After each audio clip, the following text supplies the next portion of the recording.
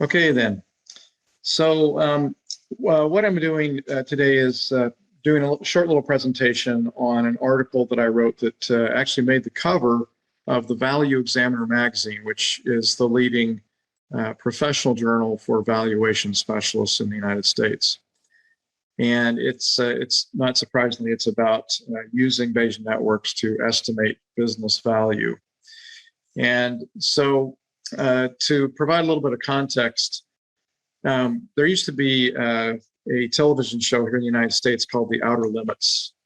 And I don't know if anybody on the line has seen it before, but this picture is a screen cap from one of those Outer Limits episodes.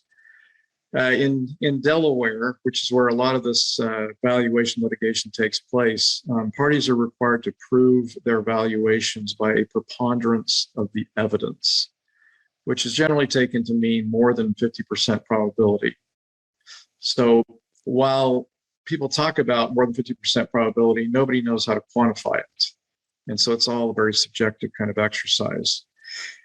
In any case, experts have to persuade a law-trained, non-expert judge based on all relevant factors. And the result is actually quite a lot of chaos and mess. Courts often deride expert valuations because they're widely divergent. They bracket the outer limits of plausibility, or they're ridiculously biased. So these are actual quotations from some judges in recent cases. So as an example, we have a case from 2016, In re ISN Software Corporation, where three parties were actually battling it out over what the valuation of this company should be. And each of the parties brought their own expert to the litigation. And so we had three experts who among them produced 10 different valuations. And every one of these valuations is or was a point estimate. And you can see how widely these estimates were dispersed. The high discounted cash flow valuation was 8 times the low. And this is a predictable outcome from litigation because the experts are hired by the people they are hired by the attorneys who represent parties, and they're expected, even though it's not explicitly stated, they're expected to find a way to develop a valuation that favors whoever they're working for, right?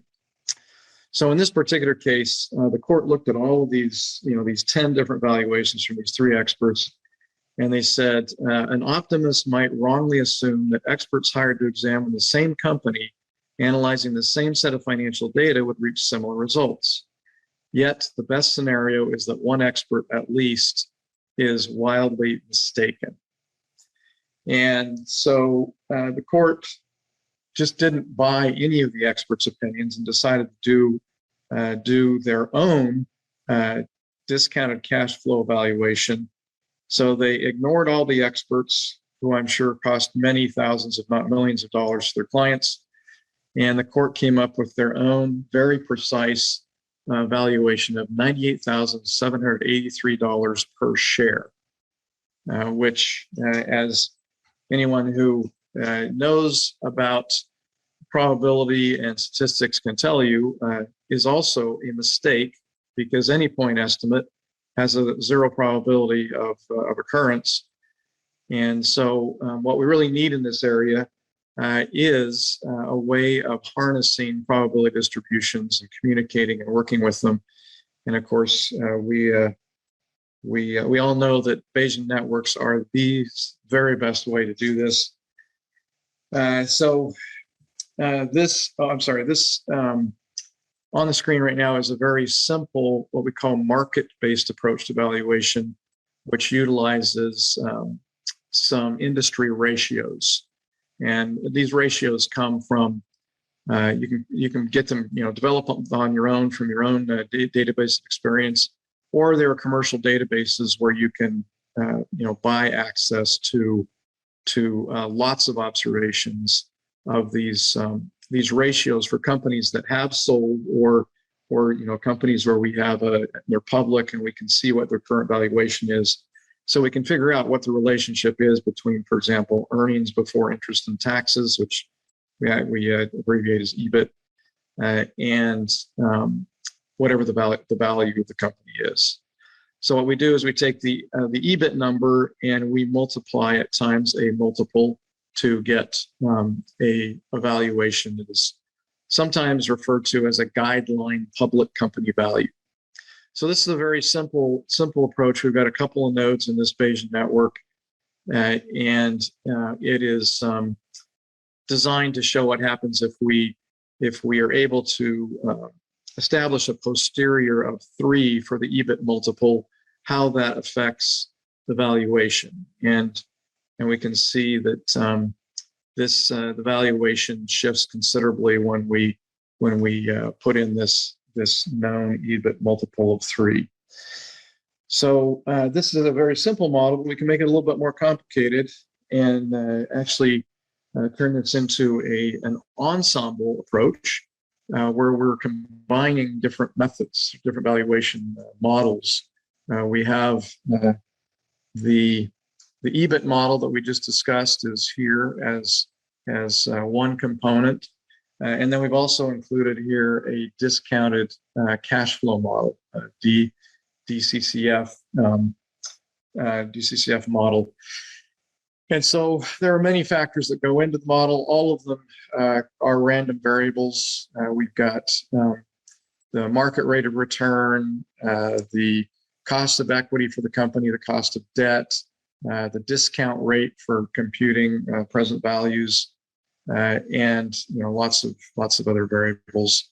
And so we can put these two models together, the market model together with the DCF value model, and basically just use an arithmetic weighted average of these two models to generate a probability distribution over the two models together as an ensemble, which facilitates discussion and conversation, and also enables us to come up with some precise probabilities of value intervals, where the courts are always having now to choose from kind of a menu of these point estimates that are just not very helpful. So the challenge is persuading the courts to adopt this kind of technology. And there is a case back in 2010, another Delaware Chancery Court of Chancery case, Global GTLP versus Golden Telecom. And the central issue in this case was which beta model to use in estimating Golden's cost of capital, which then would be rolled into a discounted cash flow analysis. So some of the experts claimed that a new 13-factor predictive model put out by MSCI Barra was academically and professionally sound. But the experts did not actually use the Barra model. They didn't know the model well enough to even produce an estimate using the model.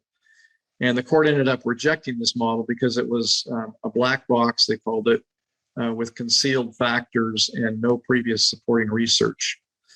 So one of the big drawbacks from the court standpoint for MSCI Barra was we can't tell how it works. We don't know what the factors are.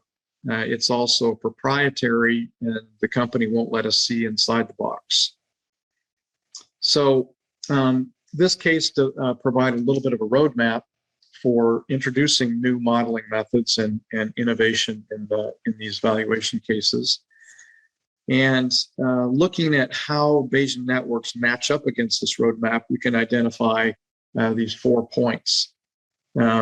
That beyond these great proprietary platforms like Bayesian Lab, Bayesian networks are available through open source platforms. There are a lot of open source possibilities there. The math of Bayesian networks is also open source and well known. Bayesian networks have been tested extensively in academic and industry study settings, and they have been used or discussed in many research publications. It's a rapidly growing body of research. So there's a lot to recommend Bayesian networks that was not there to recommend the MSCI Barra model in the global GTLP case. So we could we could offer a few additional pointers to the courts for why they should consider using Bayesian networks. They transparently present the variables, the dependencies, whether they're causal or not, as well as the probability distributions over the sample space of valuations, possible valuations.